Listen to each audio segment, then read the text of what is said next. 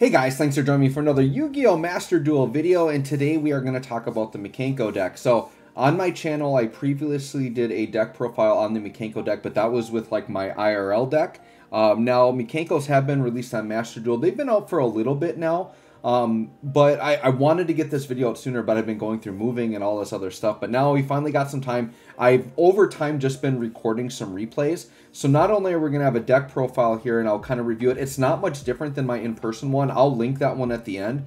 The only thing that's different about my in-person one are there are two cards that are not released on Master Duel yet that are in there, but honestly, they don't like make or break the deck. So to me, this Master Duel one runs pretty much as smoothly as my in-person one. Not really a huge difference in the decks.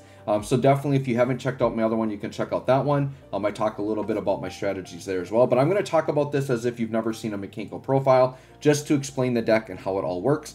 So if you're not familiar, the overall way that this deck is meant to work, and by the way, my deck is a fairly pure Mikanko deck. I like running my decks pure if I can. That's just the type of player I am. But Mikankos are cards that basically all have 0 attack, 0 defense, and while they're equipped with equip cards, they can't be destroyed by battle, and your opponent takes all of the battle damage. Now, this is very reminiscent of Gustos, which is one of my all-time favorite decks, so I immediately latched onto this deck, and I really, really enjoy it. Essentially, this is like, it does what Gustos does, but it's way more consistent, way more meta-relevant. I would say this is a very rogue deck that can really surprise some people, especially if they don't know how to deal with it, right? So let's go ahead and talk about it. So the deck is going to run 3 Hare, which is the fire monster, 1 Nini, which is the water one, and then 3 Huli, which is the wind one. So just in general, there are some things all of these monsters are going to have in common. The first one is if they're on the field and they're not equipped, they can be destroyed by battle, but you still won't take any battle damage, and they are all level 3. The other thing is when they get equipped, they all get a different effect. So Hare, the fire one, when she gets equipped, she searches out a Mikanko equip card. The water one, while she is equipped, during your opponent's turn, she can quick effect take control of one of your opponent's monsters until the end phase, and then it goes back to your opponent, which is, you can do some really nasty things with that. And then Huli is when she gets equipped, she gets to search out a trap card, Mikanko trap, and add it to your hand. Okay, now Huli is by far the most busted Mikanko. So like, you know, I've seen a lot of builds with different variations on the numbers. I would say the most consistent thing though is that Huli is most likely going to be at 3, and Nini is usually going to be at 1, just because she's kind of like the weakest one. She's there as a really interesting disruption piece, but she's not like going to be like what, because she doesn't search out like the other two do, right? Which is why they're much more important. So let me kind of, I guess I'm going to talk about each one of these 3 main monsters and just explain like what their use is, right? So Nini, the way you use her, she's a little bit more niche. She's not a card that you like drawing into. She's kind of a win more card where like you're already in a good spot and you can use her, but she can be, I think of Nini as a disruption monster. And I would say Nini is a little bit more strong like if you're going first. Now this deck wants to go second because you want your opponent to put up a big board. This deck is built to disrupt really big boards. And then you want your opponent to have a big beefy monster to swing into an OTK, essentially is what you want, right? But if you're in a situation where your opponent makes you go first, or whatever, for whatever, you know, Master Duel randomly makes you go first, you have to deal with that. But going first, she can be a decent thing to put down because she can be a disruption piece for your opponent. Because if my opponent is setting up for, say, like a synchro play or an Xyz play, you can steal the piece that they need to like get that extra deck monster out, take control of it, then they can't finish their play. And then what happens is then at the end phase, that monster goes back to your opponent, and then my opponent now has a body for me to swing into, right? So she's a little bit more niche, but that's why she's there, right?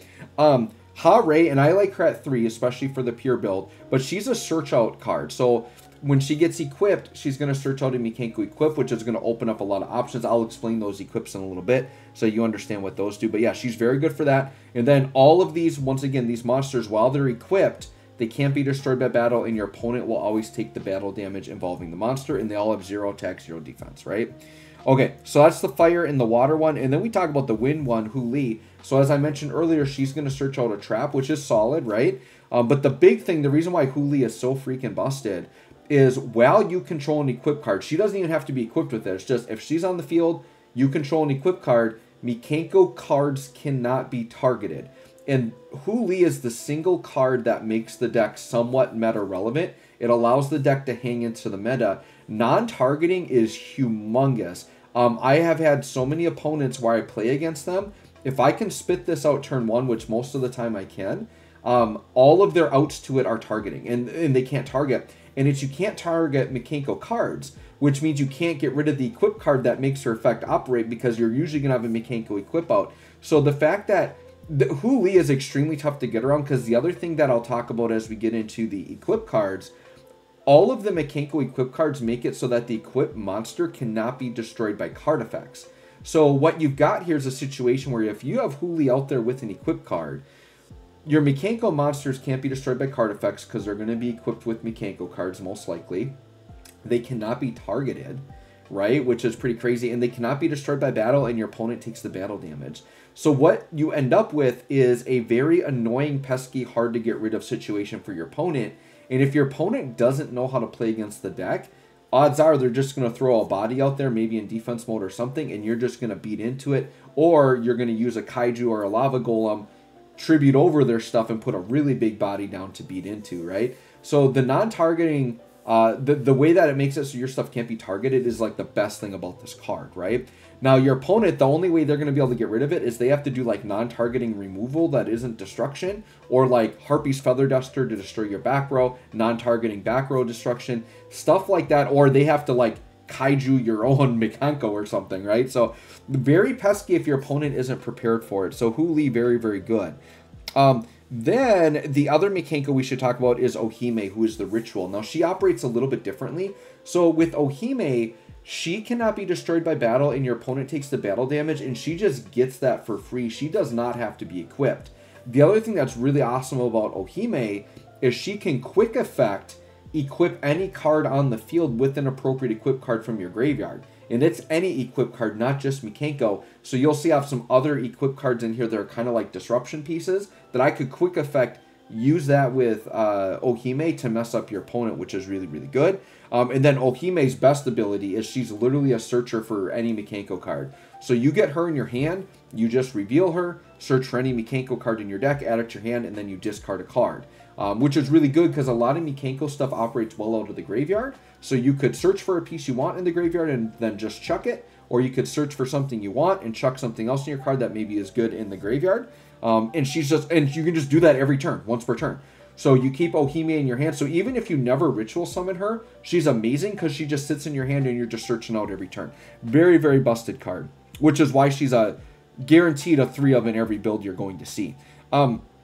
Now, there's a couple of ways you can operate it, but you want to run either Lava Golem or Kaijus or a combination.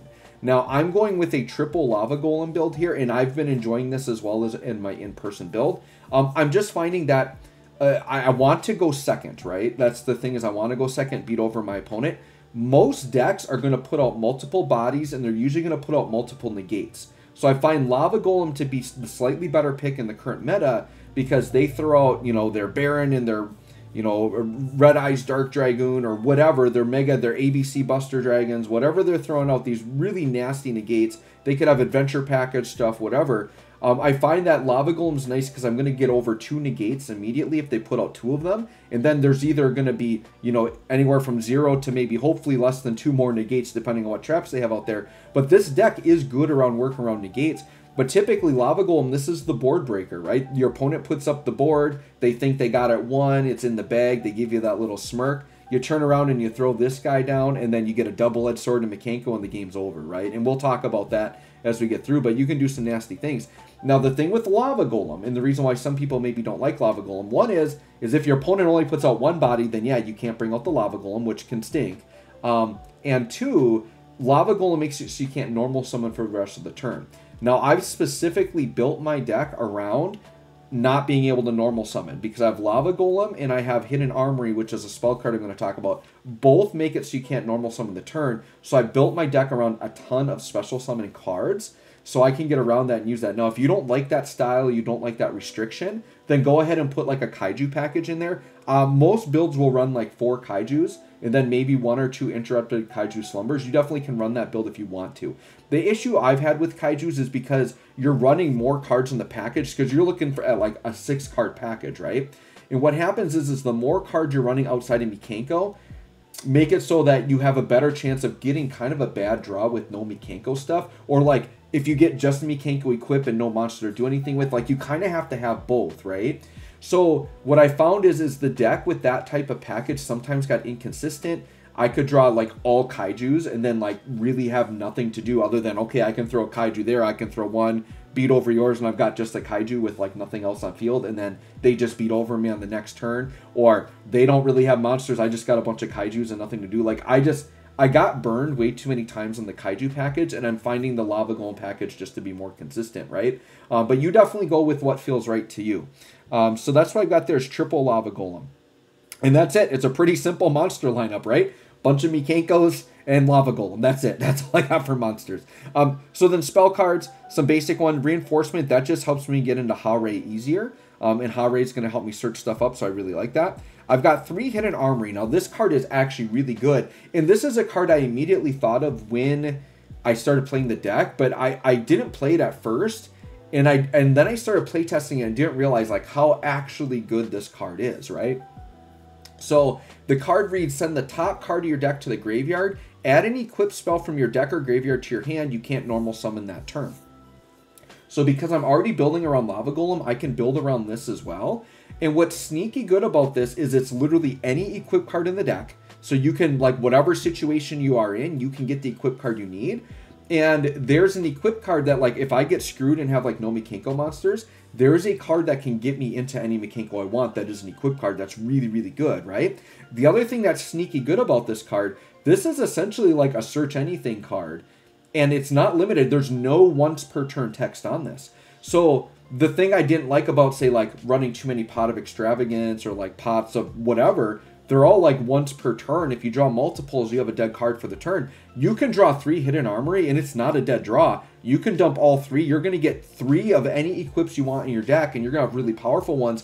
Not only that, but milling to the graveyard is sneaky good in this deck because there is some good graveyard stuff that you can do here. So hidden armory, I'm just going all in on 3 on that. That's going to be for deck consistency. Now on Master Duel, I'm running 2 Pot of Extravagance just to have more draw cards. In my real life deck, this is the spot where I kind of slotted in some of those other cards. There's Mikanko, Spirit Walk, and Arahime. Honestly, Arahime isn't that important. You could run her at 0 and you're fine, but Spirit Walk's very good. So I think this is like my Spirit Walk slot. I think in real life, I do think I have 1 Pot of Extravagance, and then I'm doing like 1 less of the other traps for 2 Spirit Walk is kind of what I'm doing. But the Pot of Extravagance works fine because the extra deck isn't super important, but it can come into play if the opponent knows what they're doing. Because a good opponent, they just won't summon stuff on you. And they'll just sit and keep passing turn until they have what they know they need to beat you. So you may need to force the issue, and that's where you have to go to your extra deck to actually get attacking monsters. In Pot of Extrav, you could banish out something you really need. Now, we'll look at the extra deck there at the end, but I think just having draw cards in general is good. 3 Preparation of Rites is obvious because you want to get into Ohime.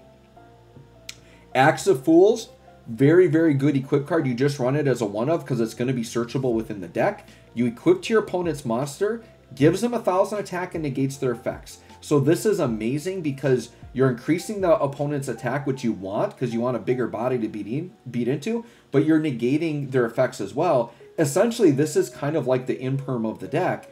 And there's a trap card that I'm going to talk about later where you can just search this from the deck and equip it basically as a trap, like an imperm. Or if this is in your graveyard, you can use Ohime to quick effect equip it, and then just you can use it to disrupt opponent monster effects, right? So Axe of Fools, very, very good card. And then Double-Edged Sword, this is a card that probably should be banned because this allows the deck to very easily OTK. And I was using this back in some Gusto builds. Like, so people have known about this card. It's just Gusto hasn't ever nearly been as close to the meta as Mikanko is. So now people are starting to notice this card and like how stupid busted it is. This is why, like, in real life it's just a common, but on Master Duel they know it's an ultra rare. This card, it should be an ultra rare, secret rare in real life for sure. So the equipped monster, so what you do with this is you equip it to your opponent's monster typically. The monster gains 2,000 attack, and both players take the battle damage from attacks involving the equipped monster. And then if you take 2,000 or more battle damage, you send this card to the graveyard. Well, what's so nasty about this with like Gusto and Mikanko is your opponent takes all the damage. So one thing is, your opponent ends up essentially taking double the damage. And then because I didn't take the damage, double-edged sword never goes away. So it just stays out there, right? So here's the way the interaction works. And this will just be a simple example. I toss down Lava Golem over your 2 negate monsters, right? I use a card effect to special summon a Mikanko and just have it with an equip card on. And then I slap this sucker on the Lava Golem. Lava Golem now has 5,000 attack. And then this card reads, both players take any battle damage involving the monster equipped with it. So I attack with my 0 attack monster and the Lava Golem. This says we both take 5,000 damage. My Mikanko says you take my battle damage, so you take my 5,000 as well. So what happens is you take 10,000 damage. And it's very common for me to just single swing for 10k and win. Essentially, your goal as a Mikanko player is if you have an opponent's monster with double-edged sword, and after double-edged sword, that monster has 4,000 attack, you swing once and you win, because that's 8,000 damage. So if they have any monster with 2,000 or more attack, you throw this on, it's going to put them at 4,000 or more attack, you swing for double damage and win. And if they're not prepped for it, they don't know what's going on, they will just drop in like 1 turn. So double-edged sword is super insanely busted. The other sneaky good thing about this card is if my opponent says smart, they're not putting out monsters for me, I can equip this to my own Mikanko. And if they're not summoning monsters, they're leaving open field, right? So you equip this to your own Mikanko. My Mikanko now has 2,000 attack. I swing. Both players take 2,000, but my opponent takes mine. It's still 4,000 direct. So if this is the other out you have, you don't have to do extra deck. If you can get this, and my opponent's just like pass turn, pass turn, pass turn, throw out a Mikanko with this. They're taking 4k in 1 swing, and then you're forcing the issue. They have to do something on their next turn. And if you have Hu Li with this, they can't target your Mikankos. They still could target this because it's not a Mikanko to get rid of it. But still, that's a really, really nasty combo you can do. So double-edged sword is a very, especially in a pure Mikanko, it's a must run. But you only run it at 1 because it's searchable and it can be really dead if you draw multiple copies. You typically don't want to open with it. You do want to open with it if you have like the combo to go with it, but typically you want to start with other things and then search into it knowing that you've got the setup you want, right? Okay. Next, let's talk about some Mikanko stuff. So I run 3 of Mikanko Fire Dance. Not everyone runs it at 3, but I'm playing the special summon build, and this helps me special summon. So I can special summon a Mikanko from my hand or graveyard. Then I may special summon from my opponent's graveyard any of their monsters to their field and negate their effects. So this is really awesome because if my opponent's not putting monsters out, but they have something in their graveyard, this can make me force them have a monster on their field for me to attack into. So there's 2 situations this is really awesome. One is if my opponent knows how to play against the deck, they're not going to not ash me, right? And I have a lot of things that search, so it's very common that I'll get ashed. So even if they're refusing to put out monsters, they might ash me. Then ash is in the graveyard, and I can use this, summon a Mikanko, and at least put ash on their field. That's 1,800 defense. It's something I can beat into, right? So that's really awesome. And then the other thing I've done is, let's say I have Lava Golem, but they only have 1 body on field, but they have ash or something engraved. I can use this, bring out Mikanko, summon their other monster out, and then I can Lava Golem over. And this was a special summon, so I didn't use a normal summon. So that's a really nasty combo too. So absolutely love this card. This is like the main tool for special summoning. Okay, then we have Mikanko Water Arabesque. You definitely run this at 3. This is the best equip in the deck. This card is absolutely busted insane. So this card, and the other thing I should say in general, all of the Mikanko equips say that the equipped monster cannot be destroyed by card effects. So that's really, really good. So they all get that, right? Now, Water Arabesque says, I can take whatever, so I can equip it to any monster. So I can equip this to mine or my opponent, okay? And then if I activate this effect, I special summon a Mikanko from my deck with a different name than the equipped monster. I bounce the equipped monster back to the owner's hand, and I equip this to the Mikanko card. So a couple of ways that you use this. One is I could use it on my own. So typically if I have Ha-Ray, which is the fire one, I equip this to Ha-Ray, search out an equipped spell card, use Arabesque to bounce Ha-Ray back to my hand, and I'll usually get, so what I'll do is the combo is if I have Ha-Ray, the fire one, summon that, equip it with this, then I'll search out Fire Dance.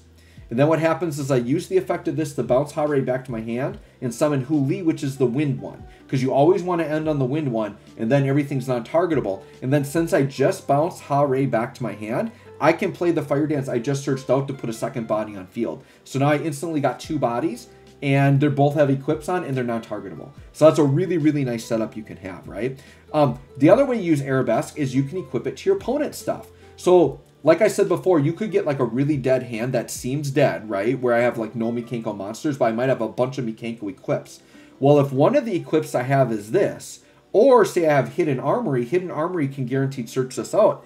You can equip this to your opponent's monster, summon a Mikanko, bounce the opponent's monster back to their hand, and then you've got your body on field that you need, right? Now, the risk there is the opponent then has a lot of freedom to negate that depending on what type of monster they have out. But if they can't negate it, it's a really nice play you can make. The other fun thing you can do is you can drop your Kaiju or your Lava Golem, beat into it, and then if you haven't killed them yet, you can equip this to the Kaiju or Lava Golem, bounce it back to your hand to use for the next turn, and put a Mikanko body on field. So Arabesque is ridiculously good. So you run 3 of those. Then we have Mikanko Reflection Rondo. This is also a 1-of. And this is kind of like Nini, right? The water one, where it's just a 1-of. It's kind of niche, but it can come into play. This is essentially a Snatch Steal. So you equip it to an opponent's monster. You have to control a Mikanko to play it, but you take control of that opponent's equipped monster. Which is really, really good. It's like a free Snatch Steal. So once again, it's another disruption tool. You know, being that it's the equip card, you play it on your turn. But if you have it in the graveyard, Ohime can do it as a quick effect. So I could quick effect, take control of their monster, like mess them up on their play, which is pretty good. And then there's a trap card that could also play it as essentially a quick effect and equip your opponent. So yeah, it's pretty much just like a niche disruption piece. But you can also like take control of your opponent's monster and you can use it to get out extra deck stuff as well, which could also be interesting. You can use it as like a piece to get out something from your extra deck, right? Then we have Mayawashi Dori. Now Mayawashi Dori I am running at 3. Not everybody runs this at 3. But because I'm running a pure Mikanko, I just want to see Mikanko equips, and this is still a really nice card. So this card, you equip it to a Mikanko, and then if you have a Mikanko monster enter battle while you have this face up at on the field, at the end of the damage step, if a Mikanko monster battled, I can bounce the card on the field. So this is just really nice to bounce anything off the field back to its owner hand. It can be really nice to get rid of a pesky piece that my opponent might have that maybe I'm struggling with or that I don't like. And then what's awesome about this card is in the graveyard, I can activate it and special summon a Mikanko monster from my graveyard and then equip it with this card. And then if you do summon a Mikanko that way, it does get banished when it leaves the field, which is why Spirit Walk is nice, which isn't on Master Duel yet. But Spirit Walk can special summon banished monsters, which is really, really cool. But this is really good. Because once again, we have things in the deck that mill. So we got Hidden Armory as an example, right? So we can get milled. Or like with Ohime, you could discard this to the graveyard and then it's just sitting in there and you can special summon a Mikanko with it. So very, very good card. I run that at 3. And then we have Mikanko Great Ceremony. This card is a quick play spell that I do run at 3, and this is once again because I'm doing the special summon build. So this one here will let you special summon a Mikanko from your hand, ignoring its summoning conditions, and then during the opponent's end phase, it bounces back to the hand. So this is actually how I summon Ohime. If I summon Ohime, I actually do not run the ritual card at all. The ritual card is solid, but I think it makes us a better side deck card, and I find it just too clunky. And Ohime is just so good to sit in the hand and keep searching that I don't know that I even want to permanently summon Ohime. So this is nice because not only can it summon Ohime, it can just summon out anything. So if I'm on a Hidden Armory or a Lava Golem turn, I know I have a way to put my body on field to do some damage or at least survive the turn because my opponent won't be able to attack through it. The other thing that's awesome about this card is in the graveyard, you can banish it and you send any Mikanko card from your deck to the graveyard. So this is good because you can say combo with Mayawashi Dori. You could put Mayawashi Dori in the graveyard if you have a Mikanko monster. Now you have something to summon with it, right? Or if you have Mayawashi Dori in the graveyard, you can just put a Mikanko monster in the graveyard with it, which is really good. The trap cards have some graveyard effects, so you could throw those in there, right? If you have Ohime on the field, you could just pick any equip card that you want Ohime to have access to, and then Ohime can quick effect bring that equip card out. So very, very good. And the thing with Mikanko Ceremony, it's a once per turn, but it's each effect once per turn. So I can play this and summon something and banish it and send to grave all in the same turn, which is very good. Okay. So then we're down to the Mikanko traps. And you see, this is very pure. It's like all Mikanko. Mikanko Promise, I would say most people agree is a 1-of or maybe a 0-of. I think it's good as a 1-of. You can special summon a Mikanko from your hand or deck, and then equip it with an equip card from your hand or graveyard that can equip to the monster. And then you do banish that monster when it leaves the field. So this in my Awashi Dori will cause the monster to get banished, but it's a great way to get access to more monsters. So that's pretty good. The reason why you don't run more copies of this is more of like a, you know, because this doesn't really help you win, like, because you're going to start turn 2 or whatever. This is more for, like, extended gameplay, and you're, like, deeper in a fight, or, like, maybe you have a really bad opening hand and you don't have access to a Mikanko, but you got a lot of equip cards. You can at least set this and then play it, bring out a Mikanko, and then equip it with something from your hand. So it's just a great, like, backup plan to get something going if you draw bad, or it's good for, like, a late-game grind, which this deck can get grindy, right? Then I'm running 2 Mikanko Rivalry. This is probably the best trap, even compared to Spirit Walk. I probably like this one more than Spirit Walk. But if you control a Mikanko monster, you target a face-up monster on the field, equip it with any equip from your deck that can equip to it. So this is not restricted to Mikankos. So what I do with this is where I can grab Axe of Fools, equip it to my opponent's monster, negate their effects, which is very, very good. I could grab Double-Edged Sword, use this for like a win now condition, put Double-Edged Sword on something, swing into it for game. I could just use it to get a Mikanko equip. I've used it to get Arabesque to put on an opponent's monster, bounce it, bring out my whatever. It's just so good. Like, you get access to any equip you want with it as a trap. And then if this is in the graveyard, when an equip card is sent to the graveyard, you can banish it to add an equip card from grave to hand. So it's got recursion on getting equips out of your graveyard. So very, very good. So yeah, that's the basic 40 card lineup. And then we have the extra deck, which I would say isn't nearly as important. But the one thing I will say is the deck runs a lot of elements, right? So you have the little monsters are fire, water, and wind, and then the ritual is light. So there you've got 4 charmers that you could summon, but you can bring every charmer. So I even have an earth charmer and a dark charmer, even though the deck inherently doesn't make those. The reason why is between Nini and the equip card, I can take control of opponent's monsters, right? So like, if I take control of my opponent's monster to summon a charmer, I guarantee that charmer can summon something from their graveyard, because I can summon the material I used to make the charmer. So a good example of this is, maybe I'm playing a super heavy samurai deck. I know they're not crazy meta right now. Or how about Kashtira Fenrir, right? I take control of Kashtira Fenrir. I link it off with one of my Mikankos for Asa the Earth Channeler, and then I use Asa to summon Fenrir back to my field. Right? So that's a really, really nasty thing you can do, and it puts pressure on the opponent where, like, hey, now I've got a big body nasty monster that I can do stuff with and I can attack you back. So I like running one of each charmer just so that I know whatever element my opponent is running, I can steal something of theirs, of that element, make that charmer, and then steal it from their graveyard. I think it's a really nasty combo. So I've got one of each charmer in there. On Master Duel, I just have like some Nightmare, Nightmare Unicorn, Nightmare Phoenix, Nightmare Cerberus. They're just generic options I can go into in case there's really like, I got nothing going and I just need something to get out there. For rank 3, I've got Leviair, and I've got Wind Up Zenmaines, who's kind of sneaky good, and a Downward Magician, right? So the reason why Zenmaines is sneaky good, and I think he's an underutilized card. He's very good like back when he came out, but I don't really hear of people using him now.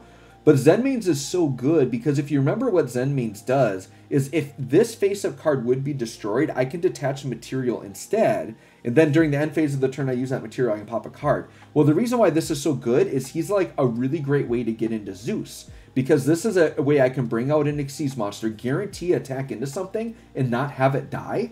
So even if my opponent's got a really big bad monster that I can't get around or whatever, I can bring out Zenmaines, attack into it. If my Zenmaines would get destroyed, detach material, I'm fine. Then in main phase 2, I throw Downward on top of it. And then after Downward, I throw Zeus on top of it. And then I've got Zeus. So Zeus is a great way to just get like a big body out there. Once again, if my opponent is not putting out monsters for me, I need to push the issue a little bit. That's something I can do. That's also the reason I have access code. And in your extra deck, it wouldn't have to be access code. I think Blackluster Soldier could work, but like any just like big link monster, like something that can really put up some damage, if you at least can like over a grind game get into a monster like that to help hurt your opponent, right? Now there's a really important monster that I use in real life that isn't on Master Duel in the extra deck, and that's Ashura King. I think it's called Ashura King, yes. Ashura King is a rank 3 that requires 3 level 3 monsters, but it's ridiculous because it's got like 2100 attack, but it can attack a number of times up to the materials it has, and it gains 200 attack every time it attacks. So a Shuriken's awesome when my opponent's like, yeah, I'm just not going to put monsters out because I know what you're doing. If I can sneak out 3 Mikankos, get a Shuriken, I can swing 3 times for, what, 6,300? No, it's going to be more than that because it's going to be like, you know, 23 plus 25 plus 27. It's almost game. You get pretty much almost game on an open field with a Shuriken. And then after a Shuriken goes, I can go into access code after that. So in real life, get a Shuriken if you can. But on Master Duel, he's not an option. So something like this is fine. So yeah, that's basically the deck. So now let's go ahead and let's look at some of my replays. And I've got kind of a range. It ranges from like silver to gold tier. I haven't quite gotten to platinum with it yet. I just don't play enough to get the platinum, but the deck is good enough to get the platinum for sure. So I'm just going to start on my oldest replays, and it's been a while since I've watched these, but I just tried to save ones where I felt like I showed good combos, had good things going, right? So let's go ahead and play this replay here. And we'll see what we got going on. I know this will be a longer video, but it's fun. It's fun to like talk about Yu-Gi-Oh! And the decks. Yu-Gi-Oh! Is so complex now, right? And that's why I don't do a ton of videos, because I really want to know and understand the deck. Alright, so here we go. So let's talk about what I've got here. So it looks like I'm going first, unfortunately, and I've got Lava Golem, Pot of Extrav. This is a really good going second hand, though, for sure. So we'll see. Oh, no, it was my opponent. But my opponent didn't summon anything. So what it was is I think they saw my Ohime sleeves and then just didn't summon. So let's see. How do I handle that situation, right? So obviously you do pot because you got to do that right away if you want to do it. Oh, we got Double-Edged Sword. Ohime now is going to search. We get Hare. And I discard the other Ohime just because I have extra. Summon her. Equip her. This is the combo I was talking about. Go and get the Fire Dance that special summons. Yep, put Fire Dance out to get Huli. And I could have used Arabesque to do it, but I already had it, so it was fine. Set Rivalry, Nini. I bounced it to get Nini, so now I've got Nini for Disruption, and I've got Huli for non-targeting. So if they try to do something... So they Lightning Storm me, and that's kind of nasty. So that's the thing that ruins me all the time, is they Heavy Storm me or Lightning Storm me, so that's fine. But what you can do is I use Rivalry to equip, and even though they get destroyed, Huli's effect to get a trap still works. So yeah, that was kind of like a good start for them, but that's fine. They attack me and I die, but I don't take battle damage. But now they don't really have a strong field. And once again, this is early on, so I'm not playing like top tier meta decks at this point. But you can see I still have like a ton of card advantage. Like all the searching this deck did. Use Mayawashi Dori to get Huli. We're going to search now. I decided to discard Lava Golem because I'm like, that's not even going to come into play. Equip Hare. That's going to search and equip. Arabesque. Equip... Or I'm going to play Ceremony now to summon Ohime, and I've just got too big of a field. Like, they're just going to be done at this point. And then Double-Edged Sword. So he's got 35, and he's going to take it twice. He gave himself attack, so he just took 4k twice and died. So that's just an example of, like, kind of how you can quick kill or whatnot, right? Okay, so let's go to the next one. So that was the bottom. Let's go to this one here. And I don't know if I'm going to do all of these, but I want to do just like a variety. Once again, I know I saved like ones just to show some decent setups. And there will definitely be some more competitive like back and forth matches here as well. Alright, so we're going to go into this one. Alright, opponent is going first because I always choose to go second. So they do summon something, which is good. And I'm playing against a Dragon Maid deck here. But my starting hand looks very strong. We got Ohime, we got Preparation. So one thing to note is if you get Ohime and Preparation of Rites, you always want to use Preparation of Rites first to bait out their Ash, because they don't know that you already have Ohime. So if that gets negated, that's just free. You don't care, right? So they put Heavenly Spheres down, and that's actually not good for me, because he's got 0 attack, and he's got a quick effect. So I'm like, I don't really like that, but sure. We use Prep, they don't negate it, so my Ohime should be good to go. And now discard Ohime, because I know I've already got another one. Summon Hare. Yep. Do all that. And I use the equip card to bring out their monster so that now they have a body. So I did that with Fire Dance. So Fire Dance summoned a monster and also summoned one from their graveyard. And now I'm like, I'm going to equip Heavenly Spheres, but he does the effect. I'm like, I'm just going to push the issue with Heavenly Spheres. Okay, they got rid of one of my monsters. That's fine. And now they're getting off more effects here. But I'm like, yeah, I still have a body to swing into. But now this is kind of a slower grind game. I didn't have an OTK because they got rid of one of my monsters. But that's fine. I'll let Huli... Like, you can get by with this board of just Huli and an equip.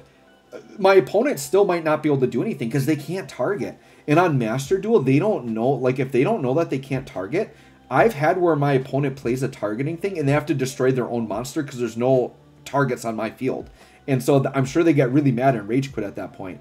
Now they've got Dragon Maid Shao, which is an Omni Negate, so I have to be careful about what I play at this point. Now they're going to use Unicorn, but Unicorn targets, so I'm sure they want to get rid of my equip, but they have to hit the face down. So I can respond with the face down, and now I can equip Dragon Maid Shao. Now they can try to negate with Shao, but they choose not to. So I equip and take control of it. So I take control of Shao, and so now I've got their big bad monster. Yeah. And for some reason, well, the win rate 54%. I don't know if that's saying for my opponent or for me, but whatever. But yeah, they're comboing off. They're going to do all their stuff. That's fine. Here, we'll go a little bit faster. So they go ahead and they're like, yeah, we'll just bring out another Shao. Okay, that's fine. You can bring out another one. I don't care. I mean, you still have your Omni Negate. They're going to link. But I don't care if he has an Omni Negate because all I have to do is beat into it. Now they're going to get access code. I kind of don't care. I mean, he can have a lot of attack over Shao. Sure, that's fine. So there, that was a non-targeting destruction. So that kind of hurt. And then I tried to use my rivalry to get an equip card back to my hand. And then he chose to negate that with Shao to go into house. So here it is looking a little dicey, actually. Because now they're going to be able to beat over. And I've got, you know, who leaves defenseless. I still don't take damage. So I came out of that not taking damage. But now the thing with Mikanko is if they destroy your board, it's really easy to reestablish. Because look at the graveyard effects. Maya Washidori says, okay, let's bring Huli back out. Guess what? Now I search for a trap and you can't target again. So I've already reestablished. Ohime can just research. Sure, let's take a special summon card. Discard Hare, play my special summon card. I can summon the Hare from the graveyard. Search another equip. Get Arabesque. I can do that to bounce something if I want to. I'm like, I don't need it. I just swing in and I got game. So there you go. There's another one. There's another one for you. Not too bad, right? Okay, let's go to the next one. So that was one where like Dragon Maid isn't the most dominant deck, but like you can see like the recovery that this deck has, right? Like this deck definitely can recover from situations. Like when they wiped my backboard, you could have been like, oh, game's over. But it's like, no, the deck really can feed in and like recover very, very well. All right, so here comes another one. I hope this is a Lava Golem quick kill. Please summon a big field. I've got such a good hand right now. All right, oh, so this is Purely. Now, Purely can be annoying because they sometimes will just leave the one big bad Purely out there. But if he leaves two bodies, he's getting Lava Golem so hard it isn't even funny, right? So let's see what happens here. I don't remember how this one went down. It was a while. I recorded this one probably about a month ago. That's how long I've been kind of working on these videos. But like I said, when I do the YouTube videos, I want to have played the deck a lot. And then on Master Duel, like have a lot of good replays to show you guys. And Purely is a meta-relevant deck. So this will be good. So you can see how it acts in like a very meta situation. So yeah, I just love opening Lava Golem. And you would be surprised with like 3 Lava Golems in the deck. I open with it quite often. Alright, so they're doing their thing, but it's like, oh, I got my Lava Golem. Now, Purely does recover because when their Pureleys leave the field, they get to search out a bunch of quick plays and like they can recover too. But I'm like, here's Lava Golem. I'm like, oh yeah, give me that. And then guess what? And so here's the thing. He was able to recover and then now he's going to keep searching stuff again. But dude, I've got Double-Edged Sword. So it's like, if he lets this through, it is GG. Like, so bad. If I can get through a Double-Edged Sword on the Lava Golem, they're just taking 10k and it's over. Right? Alright, so he played Droll, but that doesn't really matter. Double-Edged Sword, 5k, and then here we go, 10k. Bam, we win. And he had 9,000 hit points, didn't matter. 10k, you're out of here. So that's the Lava Golem quick kill. Once again, the opponent just has to put out 2 bodies. It works out so well. I love the Lava Golem quick kill. Because here's the thing, had I had a Kaiju there, I would have had to pick and choose which Purely, and depending on what they had, they could have had an interruption, and I might not have been able to deal with the second Purely. Lava Golem just makes it so clean, getting rid of 2 bodies instead of 1. We'll definitely take that. Let's go to the next one here. I'm enjoying this. I like reliving these victories, right? It's very good. Now, it's not the perfect deck. Like, the deck definitely can brick sometimes, but I feel like I've really worked it to get it to the consistency that I want.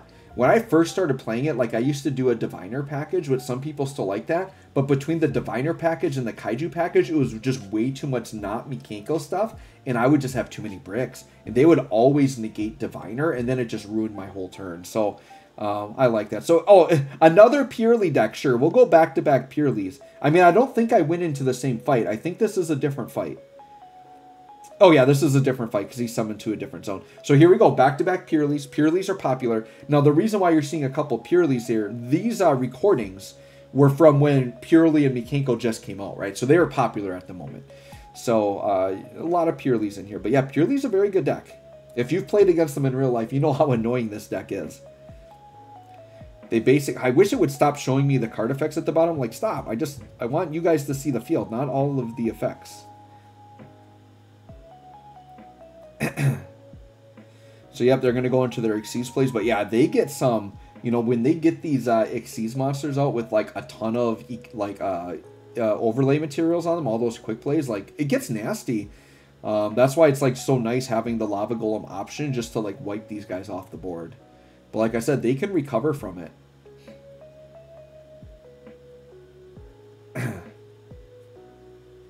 All right, so we'll let them here. Can I, like, here, I'll put it on speed mode here so it goes a little bit faster. There we go. Let's go a little bit faster here. There we go.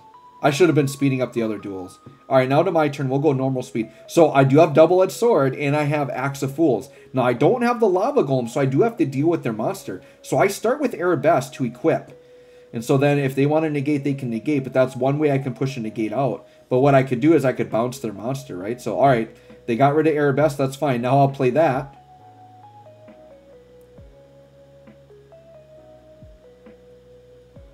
And so I'm equipping with Reflection Rondo. Now, here's the thing with Reflection Rondo. You can equip it at any time, but you don't take control of the monster until you control Mikanko. So now I'm going to get control of it. Now I'm going to get the search. I summon their Ash back. They draw and lock me. That's fine. I got my one draw. I've got Double-Edged Sword. I feel like I'm pretty close here, right? So yeah, and then I get my third body out there, and then it's pretty much over. Because I can just attack through. So I didn't even need my Double-Edged Sword because that purely had 5,800 defense, and I had multiple monsters just to swing through, right? So another pretty clean win right there against Pureleys. We'll take it. All right, we got 3 more here. We might just do all 3. All right, these next 2 are gold rank, so these are a little bit higher rank. But I know I got a couple of pretty good ones in here. But yeah, this deck is super fun, and it's totally my style because I don't like getting overwhelmed by all the combo heavy plays. Like, it literally hurts my brain. You actually have to, like, practice how to play Yu-Gi-Oh! Because the decks are so complex. This is a little bit more simple, doesn't rely on extra deck. So here's the situation. They just put a bunch of back rows, so I'm figuring I'm going against Labyrinth here, right? So sure, we'll play Pot. We'll do my Pot stuff. I just got a bunch of cards. So hit an Armory now, sure. So Ceremony going to the graveyard there is very good because now I can banish that and I can put something in. So now I can get a monster in there, and now I've got all the equip cards to get the monsters. So this is a hand. I'm going to pause it for a second. This is a hand that looked terrible because it was all equips but no monsters. But all it took was getting that Ceremony to the graveyard, banishing that, putting a monster in, and now we're off to the races. Now we get Huli to search a trap. I've got my non-targeting. We just throw a couple down and let them go. I feel very safe with the non-targeting. Both of my traps I can just respond, so we're all good. Take control of that monster. Oh, this was a Time Lord deck. So they summoned the Time Lord. I just take control of it to interrupt it. So I did that with the trap to search and equip it to the monster. So they threatening roar me. So I'm like, all right, I guess I can't attack. That's fine. I'll just play Promise to get something else. So this turn will just kind of go by the wayside. So we just let that turn go. They're trying to do like direct damage stuff to me, right? That's how Time Lords work. So this is going to be kind of a pesky deck for me, right? So what I did here is I did Double-Edged Sword. Whoops, I didn't mean to pause. I did Double-Edged Sword on my Huli. So this is what you can do. Oh, but he played Threatening Roar. But I've got it on Huli, so like I could just attack through. Now they Lava Golem me, which is crazy, and that means they get their monster back. It's still equipped with Reflection Rondo, but as soon as I put a Mikanko out, I can get their monster back. So yeah, and that's what they're trying to do. They're trying to battle and do direct damage to me. So this is kind of a tricky matchup for me, but it's, you know, I've got so much recursion here and things I can do. So I'm like, sure, let's just get Huli back out. And I'll bring Lava Golem back to their side. Hey, and I get your Time Lord back. And now I get Double-Edged Sword back with Hidden Armory. Now I equip to Lava Golem, and now it's going to be GG. There we go. And then double swing, and we're out of here. So, once again, pesky matchup, but we have a way to get around it. Very good. We got 2 more to show you guys here. This deck is so fun. I just love it. It's just so, like, it makes your opponent think differently about how they play the game. And I like that the deck does that. I am worried they are going to hit some cards in this deck, even though it's not, like, top of the meta. The cards I worry about the most are Huli, because Huli is really busted. Now, it's very searchable, so Huli at 1 or 2 will not wreck the deck, and I don't think they would ban it, right? But then Double-Edged Sword getting banned, I think, would stink, because I love getting that easy OTK. I'm going to speed through. This is, what is this, Satellar Knight? What is this? Oh, this is a Machina deck, or a Machina deck. That's fine. So they got 2 monsters. I got Lava Golem. Oh, this is the easy GGs. Yep, 2 monsters, Double-Edged Sword, Lava Golem. This is over, like, so fast. Here, we can just speed through this. This is GG. We know what's going down here. It's going to be 10k direct. And they got no trap. So this is just, I was playing a weak deck. They didn't know what they're doing. Easy kill. All right, 1 more left for you guys. But this is fun. I enjoy my Yu-Gi-Oh videos for sure. Once again, on my channel, I don't put out videos very often. Because 1, I don't have a lot of time. And I play Yu-Gi-Oh once a week. And it takes a lot to learn decks. So if I was a full-time Yu-Gi tuber, for sure we'd be putting more out. But this is just me playing decks that I like, that I've experienced. So right now I have a Gusto Master Duel one and an Amazonas one, and now this one. And then as I get into new decks and get good at them and play them, I will keep making videos on them, but it's very slow going on this channel. All right, so what do we got here? Oh, this is a Photon Galaxy deck. Okay, sure. So this one I think was kind of a tricky one. They kind of had me here a little bit. So they are pumping out a lot of monsters here. So we'll just let that roll through. We'll get to my turn. Let them just do all their plays. Go ahead. Go crazy. Do all your stuff. I don't have Lava Golem. This is one where I think I really wish I had Lava Golem. Yep. Go crazy. Go crazy. Do all your stuff, please. So they're just going to make big bad boy monsters. Yeah, I mean, they're putting up quite a field here. They are putting up some nasty stuff. So we just have... Alright, so now it's my turn. So let's go ahead. We'll go normal speed here. Let's see, how do I deal with this field, right? Got a pretty good hand. Alright, so they're quick affecting me to get cards. That's fine. So we're going to start with pot because we have to. So that's fine. I'll take the negate on that. They can have that negate because I've got Hidden Armory and I've got Ohime. So that's fine. They can have it. I'll do Ohime. Now they're going to use another negate. Okay, that's fine. We can sometimes just burn through the negate. So, alright, there goes Ohime. That's fine. We still have Hidden Armory. And now I think they're out of negates. So now I can grab whatever I want. Now they're playing another trap card. So another negate. So they did 3 negates. And we're still going to fight through it. Because guess what? I can summon, equip, swing for a little bit of damage, use that to bounce. Yeah. So that was Mayawashi Dori to bounce right there. So even though they had 3 negates, we fought through it and at least got a body down with a Mayawashi Dori. And we've got Rivalry down now that we could put Axe of Fools down on something if they try to do a monster effect, right? So we're going to let them go. Sure, get your Galaxy Eyes Photon Dragon out. We'll speed up here a little bit. Cypher Dragon. So they try to get me. I do that to put Axe of Fools down. Now they're negated. And then he just overlays into something else. That's fine. Rivalry will trigger. I'm going to add an equip back to hand. I'm going to get Axe of Fools back. So I feel like I'm going to need it next turn to bait out a negate or something. They tried, doing something to me. It didn't work because, I think they tried destroying me, but I can't be destroyed by card effect because of Mayawashi Dori. Now I'm like, I think we got this. Because now I can, whatever negate they have, I can try to Axe of Fool it. Or I just swing. So I just swing. They can't do anything. So anyways, guys, there you go. There's the Mikanko deck. Very, very cool deck. Let me know what you think of this deck. You can let me know if there's other strategies you've tried. I know there's a Libromancer build, but then I feel like it's more of a Libromancer deck, right? For pure Mikanko, I kind of like this build. Obviously, I'm aware of Kaiju builds, and I'm aware of the Diviner package. So you can let me know if you like running those over, this style of play. Let me know if you like the Lava Golem or the Kaijus better. But yeah, I definitely like this Lava Golem package. I love the way I have this deck built. It's running really good. I run at my locals. I've gone undefeated several times at locals with this, and I have a pretty dang competitive local with some very top tier decks in it. So anyways, guys, let me know how you're liking Mikanko's. Thanks for watching. We'll catch you all on the next one.